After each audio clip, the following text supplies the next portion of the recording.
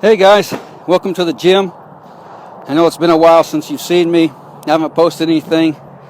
And the reason for that is I had my knees replaced starting in October and up through December. And so I've been in physical therapy and whatnot. But I'm back and ready to start to get back in the gym.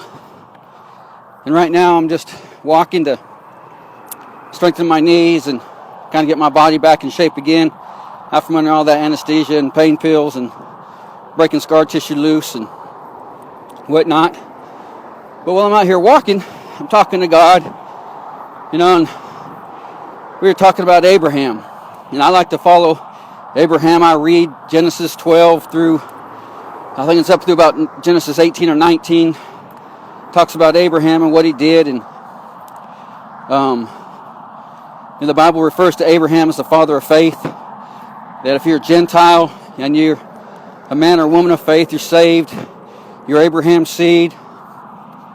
And I started thinking, man, God blessed Abraham all the time. He told him to get out from his people, and God would show him a place to go. And so Abraham gets out from his people, but he takes his nephew Lot and his people. And Abraham really didn't obey God 100%. But if you look at it, God didn't get mad.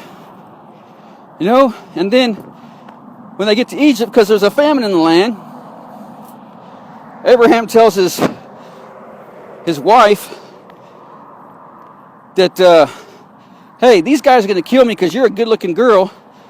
And so tell them you're my sister, and they won't kill me. Now look, in Genesis 12, it says Abraham took his wife. It doesn't say he took his sister. She's his stepsister. So, legally, though, and technically, she's his wife. The Bible called her his wife.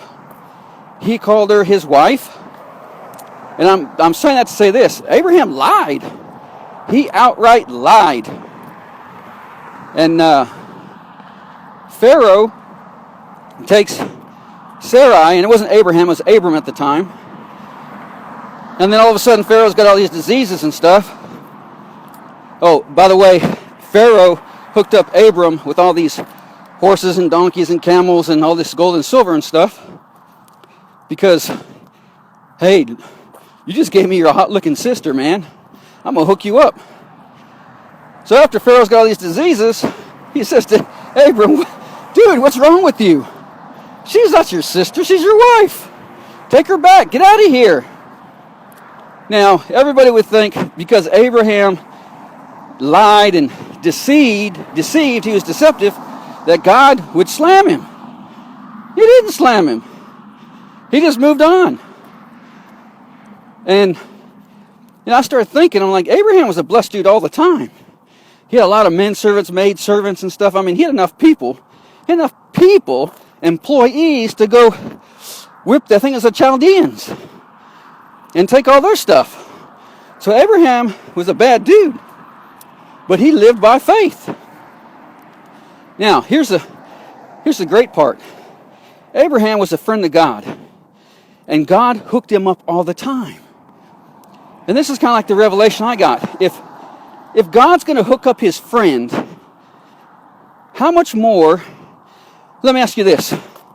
If you've got kids or ever had kids and you've had friends, probably not many, who are you going to hook up first?